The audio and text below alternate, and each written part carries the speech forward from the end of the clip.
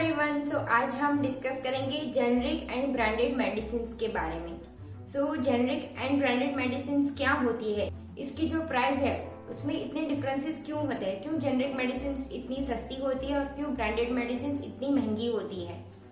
So welcome to my channel. आप सभी का मेरी चैनल पे बहुत बहुत स्वागत है और मैं आपको आज ये सब डिटेल में बताने वाली हूँ। So stay connected.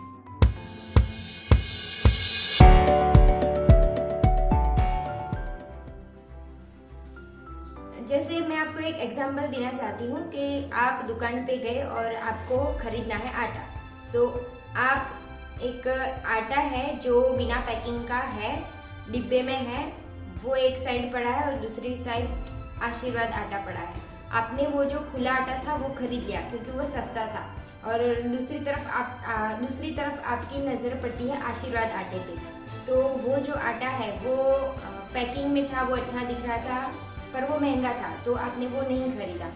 तो ऐसे ही ये जेनरिक एंड ब्रांडेड मेडिसिन होती है। जो खुला होता है आटा वो जेनरिक होता है, उसमें कंपोजिशन सेम रहता है, मतलब कि दोनों है तो आटा, पर एक ब्रांडेड है, उस पर लेबलिंग है, उसमें पैकिंग है और उसका दाम ज़्यादा है, और जो खुला है जो डिब्बे में है उसका प्राइस कम है, पर वो दोनों आटा है। सो यही डिफरेंस होता है जेनरिक एंड ब्रांडेड मेडिसिन में। अब मैं आपको बताती हूँ कि जेनरिक मेडिसिन क्या है। भारत विश्व में सबसे बड़ा जेनरिक मेडिसिन का निर्माता है। दवा बनाने के साथ दवा का पेटेंट निर्धारित समय के लिए होता है।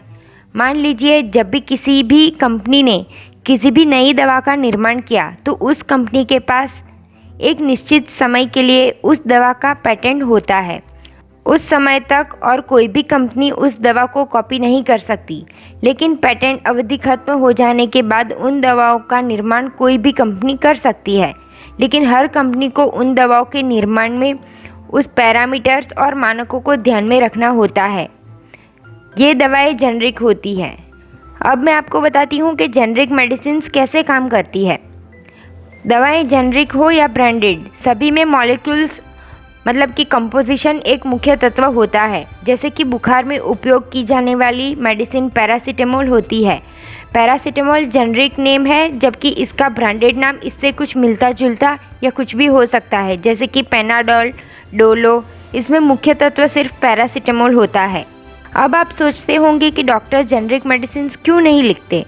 जेनरिक दवाओं के निर्माण के मामले में भारत विश्व में सबसे बड़ा निर्माता है, लेकिन भारत में जेनरिक दवाओं की स्थिति काफ़ी दयनीय है। जेनरिक मेडिसिन न लिखने के लिए कई डॉक्टर्स के कई तर्क वितर्क होते हैं। इनका कहना होता है कि जेनरिक मेडिसिन में दवाओं की गुणवत्ता पर ध्यान नहीं दिया जाता, जबकि ऐसा नहीं है, क्योंकि दवा के मार्केट में आने के पहले से ही उन्हें कई टेस्ट से गुजरना होता है। डॉक्टरों का कहना यह भी होता है कि जेनरिक दवा बनाते समय इनके पैरामीटर्स पर ध्यान नहीं दिया जाता, बल्कि ये बात बिल्कुल भी गलत है, क्योंकि जेनरिक मेडिसिन के लिए अंतर्राष्ट्रीय मानक निर्धारित होते हैं, जिनको हर दवा बनाने वाली कंपनी को फॉलो करना होता है। अब आप ये सोच रहे होंगे कि ये जेनरिक मेडिसिन कहाँ मिलती है। भारत में जेनरिक दवाएं मिलने के लिए हर शहर में स्टोर होते हैं, जैसे कि प्रधानमंत्री जन आरोग्य केंद्र। यहाँ आपको सारी दवाएं जेनरिक मिल जाती है और यहाँ आपको ब्रांडेड दवाओं की तुलना में बहुत कम कीमत पर उपलब्ध होती है। अब आप ये सोच रहे होंगे कि ये जो जेनरिक मेडिसिन है वो इतनी सस्ती क्यों होती है, क्योंकि ये जो जेनरिक मेडिसिन है उसका कोई मार्केटिंग नहीं होता है, इसकी कोई एडवर्टाइजमेंट नहीं होती है, ना कि डॉक्टर्स को इसके लिए कोई उपहार दिए जाते हैं, और इसके जो पैकेजिंग है उस पर भी कोई ज़्यादा खर्चा नहीं किया जाता है। इसीलिए ये जो जेनरिक मेडिसिन है वो सस्ती होती है, बल्कि उसके जो इफेक्ट्स है वो सेम ब्रांडेड मेडिसिन की तरह होती है। तो अगर आपको ये मेरा वीडियो अच्छा लगा हो तो मेरे चैनल को सब्सक्राइब ज़रूर कीजिए, और अगर आपको कोई क्वेरी है तो मुझे कमेंट करके ज़रूर बताएं। Stay connected with me. Thank you so much for watching my video.